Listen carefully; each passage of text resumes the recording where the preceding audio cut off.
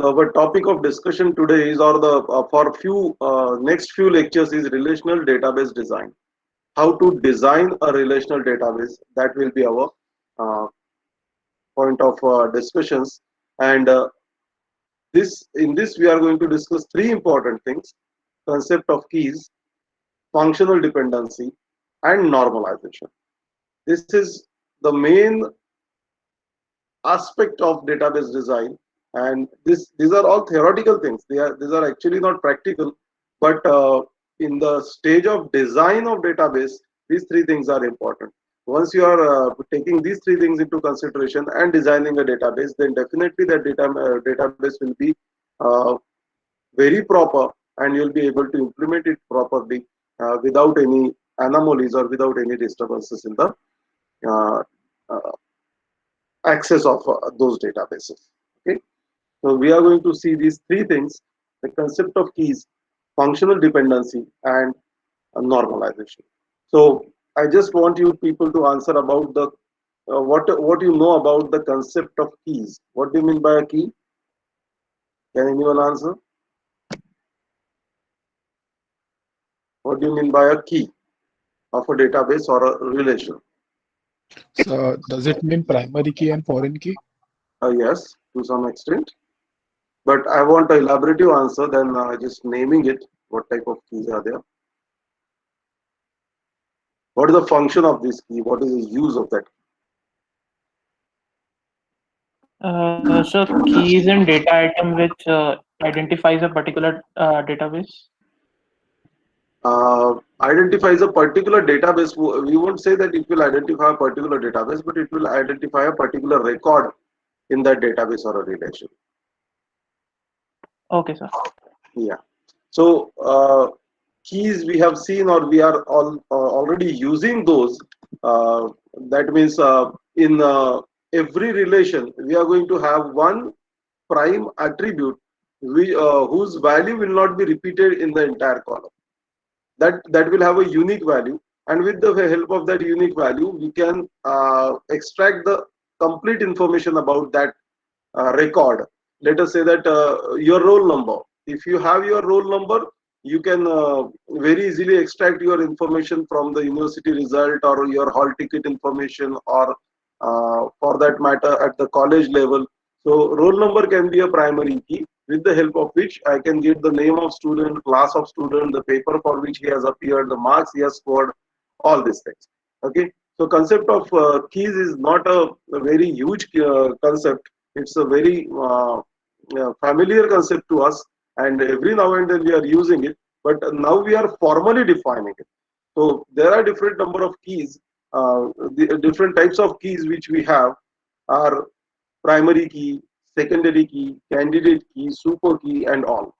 Now we are have an elaborative discussion towards that, because once the concept of keys are clear, you are going to be able to find out the functional dependencies, and will be able to do the normalization properly. So what do you mean by a key? Now I'm not going to define what is a primary key and what is a secondary, but I'll go in a more elaborative discussion.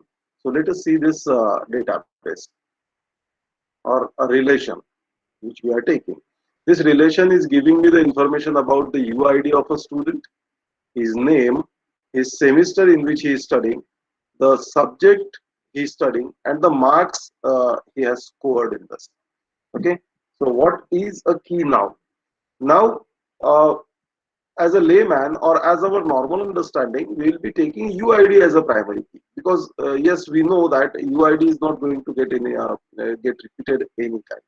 Okay, here also you can observe that no UID is getting repeated. I cannot have name as a primary key sometimes, because here I am finding that one name is getting repeated. Okay, so two students may have same name, may study in the same class, may study in the study the same subject, but his unique ID or his roll number will always be different. Whenever I say 101, it will be Seema. Whenever I say 103, it will be Yash. Whenever I say it is 105, it will be Isha. Okay, but when I say Yash, What is the UID of Yash? At that time, I may get confused that it is 103 or 106. Okay. So UID will act as a primary key. Now, as a concept of key, my primary key should be able to define or identify entire record very easily. I should be able to identify the complete information. What if I don't have UID in picture? Let us say that we have only this size of database: name, same, subject, and marks. At that time, what will happen? I want marks of Seema. How many marks Seema has scored? So Seema has scored 45. It's okay. I can get that information. How many marks have Yash has scored? Is 51. Okay. How many marks Yash has scored? Is 56. See here. With the same name, I am getting two different information. Then this won't work. This won't work. Second thing, when I say that if I am taking what is the score of DBMS? What is the score of DBMS? I am getting two values, 45 and 50. So subject, name, semester alone cannot work as a primary. And what is our definition of primary key? Primary key means a unique prime attribute whose value doesn't get repeated. Whose value doesn't get repeated. That is our definition. So we are expecting that there will be only one attribute which can act as a primary. But here we are going to see a concept of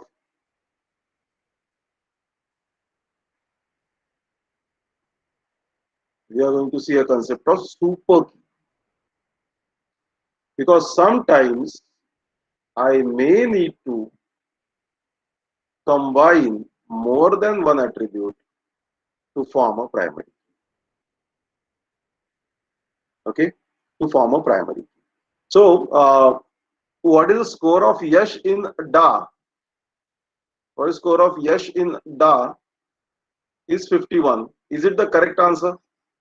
Okay, when I am checking what is the score of Yash in DA, at that moment I am going to get two informations.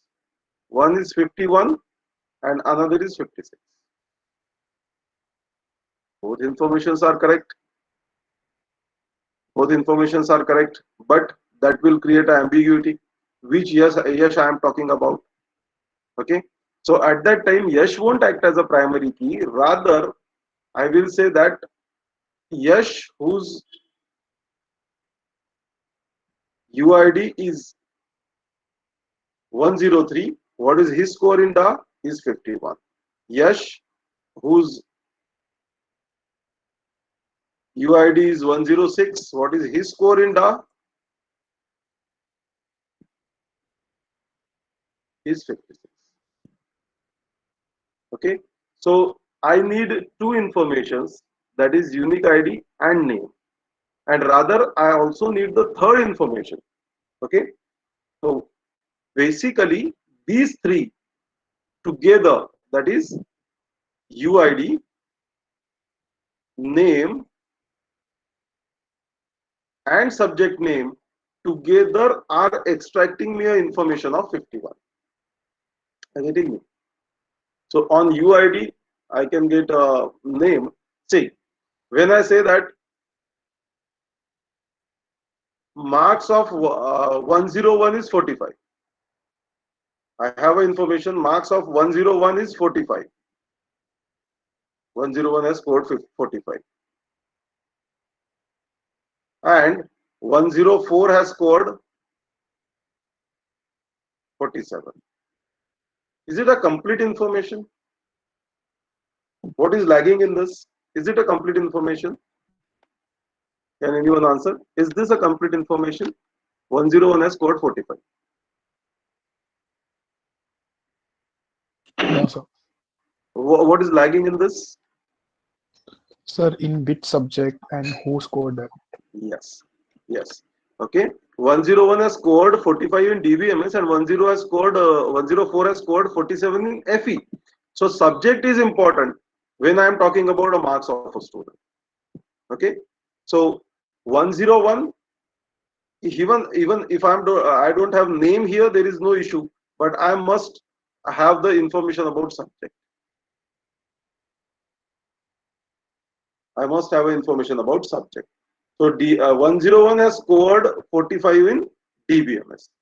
So in this way, what I am doing, I am combining subject name and UID. Subject name and UID. Similarly, name can also be used. Name plus subject combination can also be used. Okay. So in this way,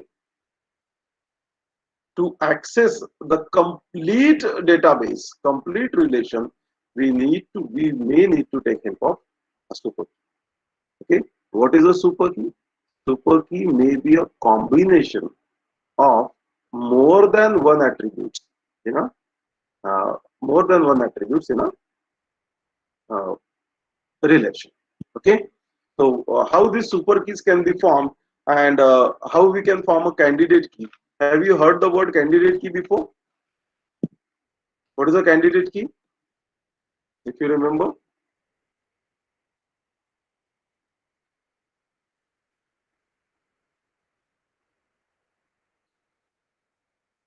No? Don't know, sir. Okay. So we have a primary key. Primary key means the prime attribute which will have all the values unique. Secondary key means it will help sometimes, like here, the secondary key is DBMS. It may help you to find more unique information if primary key is not able to do it. Candidate keys are the keys which may act as a primary key uh, in some cases or in some operations of the relationship. Like I am talking about UID and name. In this case, in this particular example, name is getting repeated. But if I am taking example of our class is having a UID unique, roll numbers unique, as well as names unique. The names are not getting repeated. Names means I am talking about the complete combination of name. First name may get repeated. Okay, so names are also not getting repeated. Neither the roll number and UID are not expected to get repeated. So we have three options to act as a primary key: UID, roll number, as well as name. But if I'm so all these three things are primary key. All these three things are candidate key. Any one of these can act as a primary key as per my application. In most of the cases, um, if I am familiar to you, I am teaching you from past 2-3 years, so then I will maintain your database or search your database based on your names. But if I am new to you, I will prefer to have a roll number. And if I am accessing your complete information, it may be fee related, it may be library related, or it may be anything else, I may prefer UID as a primary key. So all these three things can act as a primary key, and hence these are called as candidate keys. These are called as candidate keys which may act as a primary. But now we are going to elaborate a definition of primary candidate key a bit by taking example of super key. So I hope you have got what is the need of key and why we need to sometimes combine more than one attributes to get the correct information. Okay, because not every time the data will be very convenient to us. The way we are making use of banking example, it is very conveniently designed, and there is no anomaly, no ambiguity, and all the primary keys are properly defined. We can extract the information very easily. So all these things are there. So in this case, but that won't be the scenario always. That won't be the scenario always. There are databases which are very weak that may not have a primary key and all. So at that moment, we need to uh, take these kind of steps. So what is the super key? Uh, super key is the combination of more number of attributes so that we can get the unique information. Now we'll just elaborate it with a other example.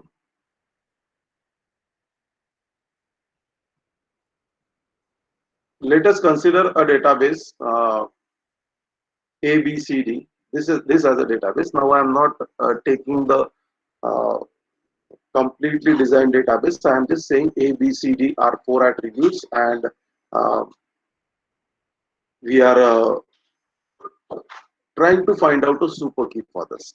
Okay, what can be the super key? First of all,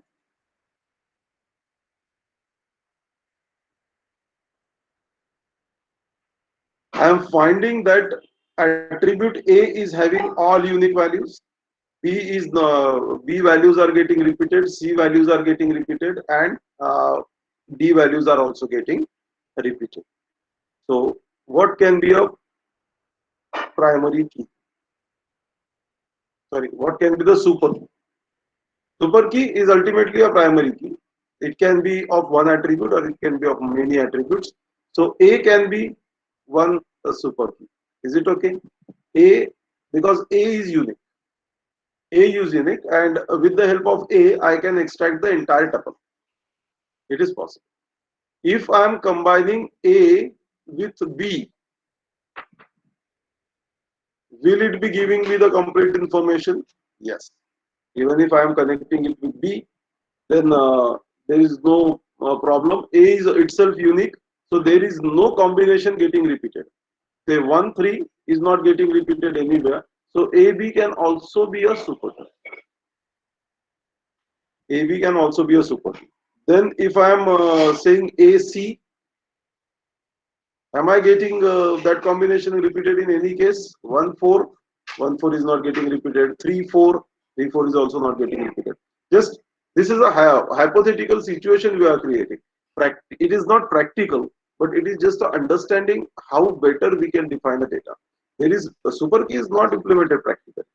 Okay, or we are just every time we are taking help of a primary key most of the time, and if needed we design a primary key which will be a combination of more than one attributes. But when we try to design a database, we always take care that or we'll reduce the database in such a way that, or we'll construct the database such a way that every um, relation is going to have one primary key. And if it is unavoidable, then only we are going to have a combination of key elements. Okay, so that we'll see in normalization. So AC can also be a super key. So will be AD, because no combination of AB, AC, or AD, that pair is getting repeated. So they can be treated as unique. Okay. Then again, what I can have is A, B, C. I have a triplet. Is there any combination of this triplet is getting repeated? There is no chance, because every time A is different. A is different. Okay. So you may be asking why why we are doing this then. We are just finding out the possibilities. In case of access, what are the possible combinations we can have if we are not extracting a proper database with a single primary. तो क्या combinations हम लोग, क्या valid combinations हम लोग कर सकते हैं, so that we'll be able to get the database. Similarly, A, B, D is also possible. A, C, D is also possible. Okay, the order doesn't matter. A, B, C, C, B, A bolo, aap B, C, A bolo. It doesn't matter. Okay, because that triplet is going to create it in that way. So we are not saying that ACD is there, then ADC is also there. Then there is no need. ABC, ABD, ACD is also possible. Okay, because every time A is unique. Again, ABCD is also possible, but of course this is absolutely not practical, because we cannot take the combination of all attributes as a single key. Then definitely it is going to give me a unique value. But still, this is a super. What about this?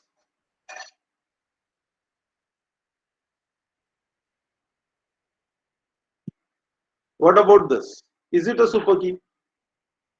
Is it a super key? No, sir. Why? Because 349 is getting repeated. 349 is getting repeated.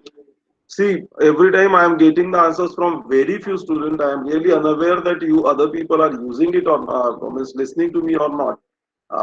But try to interact if you are active, if you are awake, and if you are listening to me. Okay, try to interact, try to answer. Otherwise, it will be boring for you. For me, there is no issue. One or two students, even they interact with me, there is no problem for me.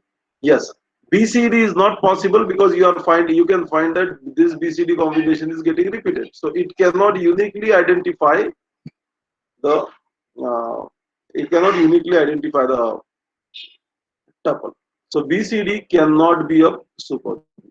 So now you got what do you mean by a super key? Super key is a combination of attributes which will be uniquely identify a tuple in the relation. So BCD is not that kind of uh, group. Hence, we are neglecting it. Okay, so this is your super key concept. So these all are the set of super keys. These all are the possible set of super keys. Okay, possible set of super keys. Then what will be the candidate key from that? What are the candidate keys from that? So just a repeated one. Super key is the combination of, or these are the possible super keys which I have written here. What is the candidate? Candidate key is a minimal super key.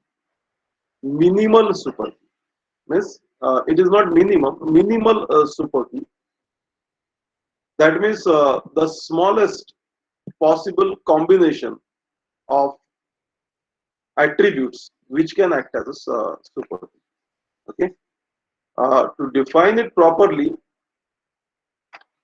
a candidate key is a super key where proper subset is not a super key. Super key where the proper subset is not a super key. What do you mean by that? What do you mean by proper subset? I'll just erase this.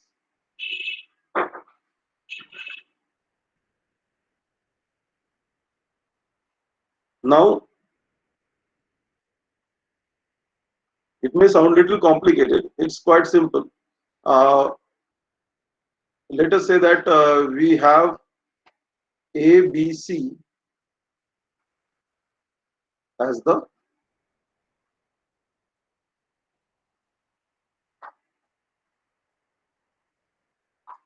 ABC as the super key. What are subsets to this? Can I say AB is the subset, or this is the other super key? We have one super key ABC, S1, and we have other super key S2. Can I say S2 is a subset? Can I say S2 is a subset of S1? Yes. Okay. Why? When S2 will become subset of S1? When all the components of S2 will appear in S1. So S2 is a subset of S1. We have another super key S3, which is AC. Can I say that S3 is also a subset of S1? Because all components of S3 are also appearing in S1. Now, if I say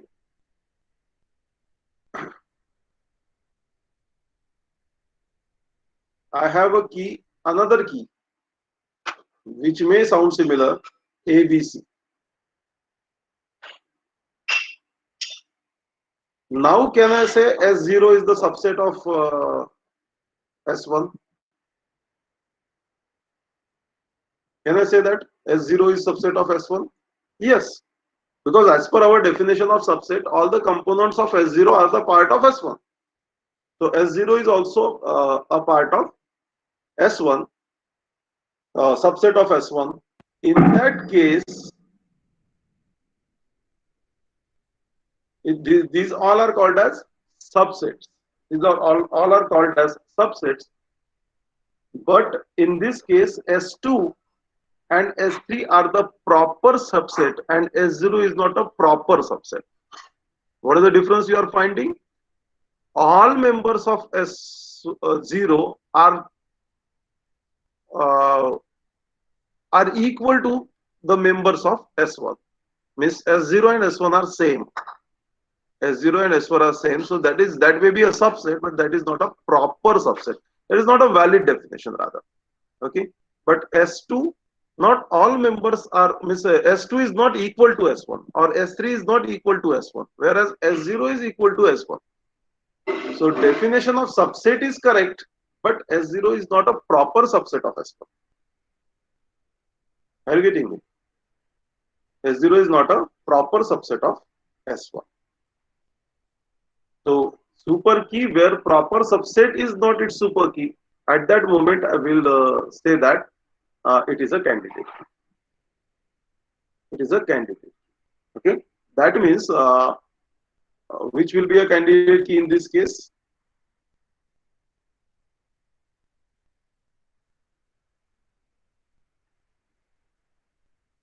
A. If I am considering A, can it be? Is it a super key? Yes, it is a super key. Because we have found that we have this list of super keys with us. Okay, it's a minimal super key. Where a super key where proper subset is not a super key. What is its subset?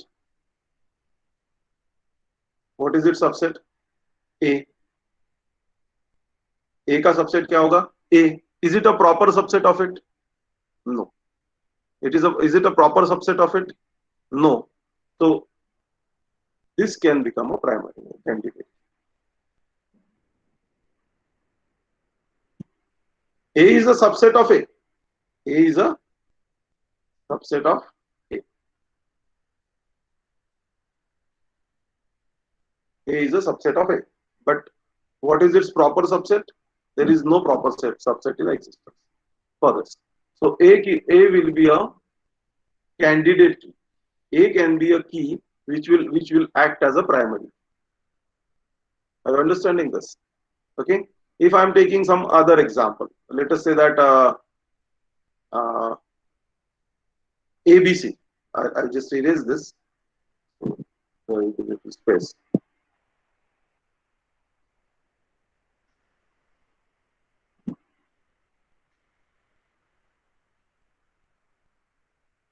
Let us take condition of ABC. अब ABC के proper subset कौन से हैं? ABC का proper subset है AB,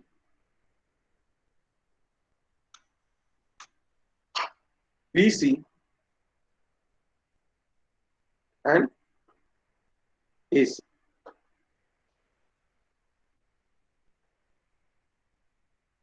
So is AB a proper subset? Yes, AB is a proper subset. Is it a super key? Yes, it is a super key. So this cannot become a candidate. AC is a super key. This can also not become a primary a candidate. BC is a proper subset. BC is a proper subset. Is it a primary key? No, it is not a primary key. So this can become a candidate. This can become a candidate key. So what are the candidate key for this? A is first what we got. BC, what we got. So similarly, you can apply that super key condition for all, and you can find out the candidate. What is the difference between a super key and candidate key? Super key are the hypothetical informations which we have, whereas candidate key can be implemented as a primary key in the direction. Okay, so A can act as a primary key in this case, but you may say that how sir BC is not going to act as a primary. It's not necessary that it will always be acting as a primary key, because BC is getting this information is getting repeated. So this may be a weak entity set. This may act as a weak entity set. So, but this is a candidate key. From this candidate key, we can decide a primary key. We can combine those two primary keys to find out a proper output or proper rows. Okay, so this is the concept of key, a super key, a candidate key, and a primary. Is it clear? Shall we proceed? Is it clear? Shall we proceed? Yes, sir. Yes, sir. Now coming to the very important discussion, functional dependency. This functional dependency is the heart of normalization, or uh, heart of a relational database design. Now, we have already taken the banking example several times. So I'll just go for that example first. Now just tell me, if I have information about branch city, I have a branch city as New York, and can I get assets now? If I have information about branch city, can I get assets of a bank? Is it possible? Sir, if the branch city is unique, then it is possible. Else it would give duplicate values. No, if we are not in our database, we have branch cities getting repeated. So yes, if it is unique, then we may get the assets. But if it is not unique, can I get the assets? Definitely not. So can I say that assets are dependent on branch city? No. Or can I determine assets with the help of branch city? No. In other case, if I have branch name, can I get the loan amount? Again, we are not considering that it will be unique. Definitely it won't be unique. We cannot have one branch for one loan. So if I have branch name as Perry Rich, can I get the loan amount? No. I cannot extract amount from branch name, or I can say that I cannot determine amount with the help of branch name, but I need to have loan number with me. Okay. So this is not possible. But if I have loan number, can I determine amount? Yes, I can determine amount without the help of branch name. Rather, okay, I can get amount only with the help of loan number. I don't need branch name information for that. Okay, so what I can say, that I can determine loan amount from loan number, or in other words, what I can say is loan amount is dependent on loan number. Means loan, if whenever I need to get amount, I need to have loan number with me. I understand it. Whenever I need to get loan amount, I must have an information of loan number. Okay, and every time I am saying that loan number L101, I must get the same amount. In one instance, if I am taking loan number as not instance, at a time, if I am accessing loan number 101 twice, every time it should return me the same amount. Okay, so that is with this concept we are going to understand the concept of functional dependency. So let us say that we have this table. We have this table where x and y are the two attributes. Let us find that what I can get if I have x, value of x as 1. What will be value of y? It will be 1. When I have value of x as 2, I am going to get value of y as 1.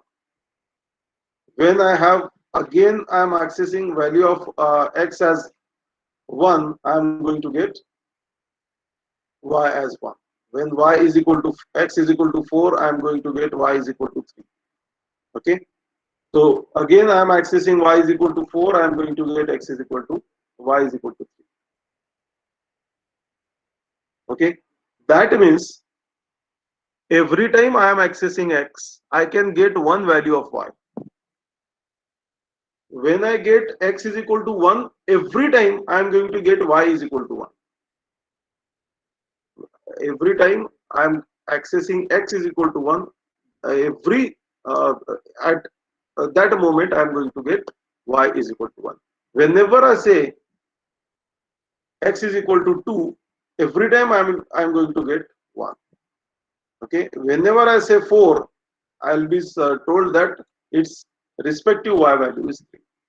Whenever I say roll number 10, his mark should always be reflected. It's not कि मैंने आज देखा और roll number 10 के marks 45 है, कल देखता हूँ तो उसके 50 हो गए. That means that is wrong information.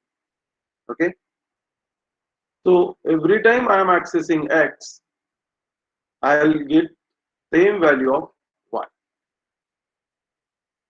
Now take a reverse case.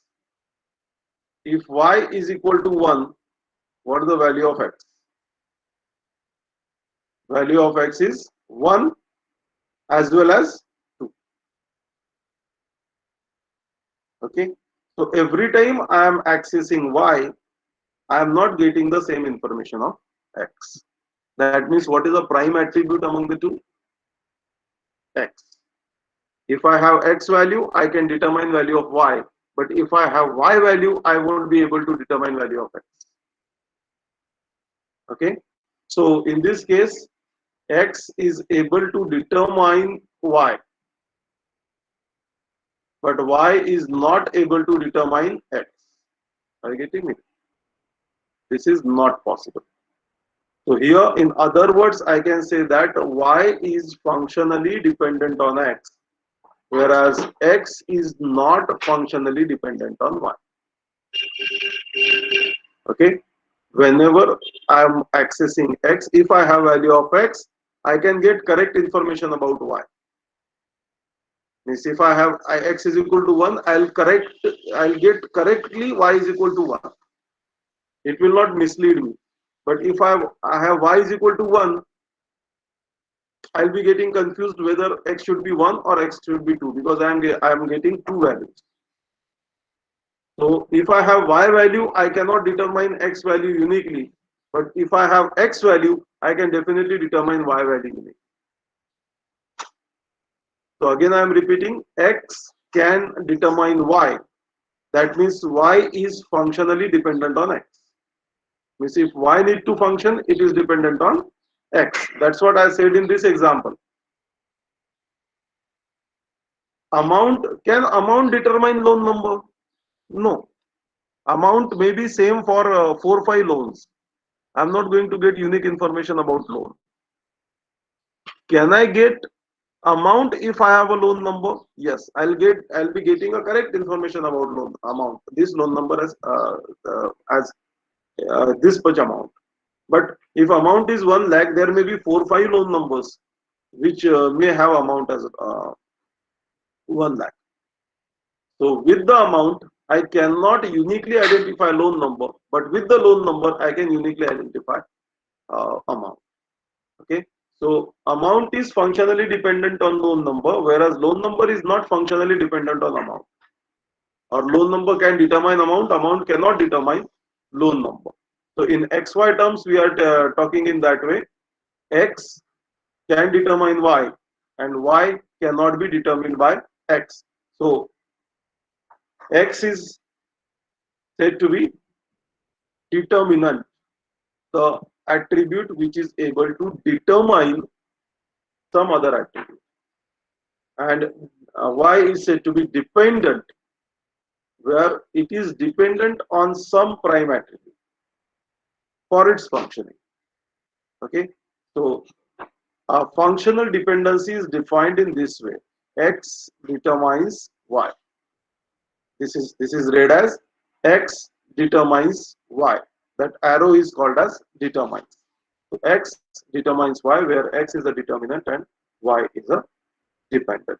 So in this case, in this data set, or the banking example which we are using, what are the determinants and what are the dependents? With branch name, I can determine branch city. With branch name, I can determine branch asset. Okay, but with assets, I cannot determine branch name. If I have information about assets, it is not possible for me to extract a branch city and branch name uniquely. Okay, it's from that row. So this is not possible. In this case, customer name can determine customer street. Customer name can determine customer. It should be customer city. Account number can determine branch name.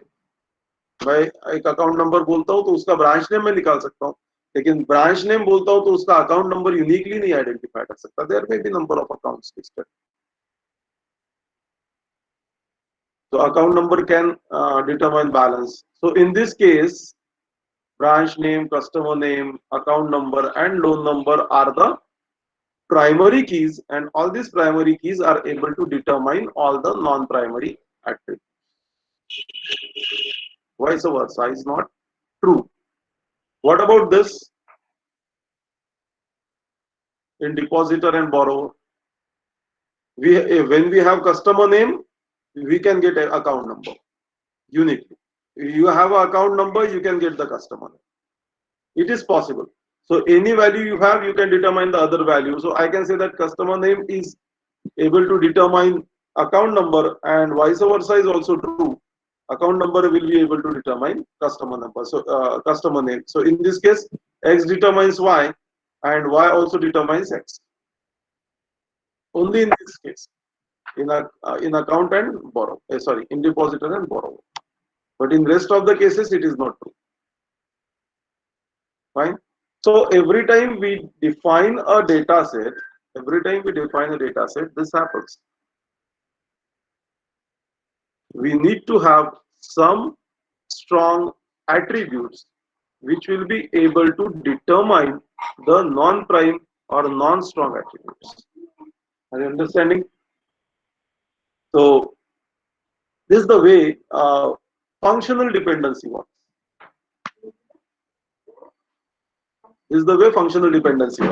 Okay, so this comes to be happens to be the function formal definition of functional dependency, where forget about rest of the things, but only thing which we need to take care is this one.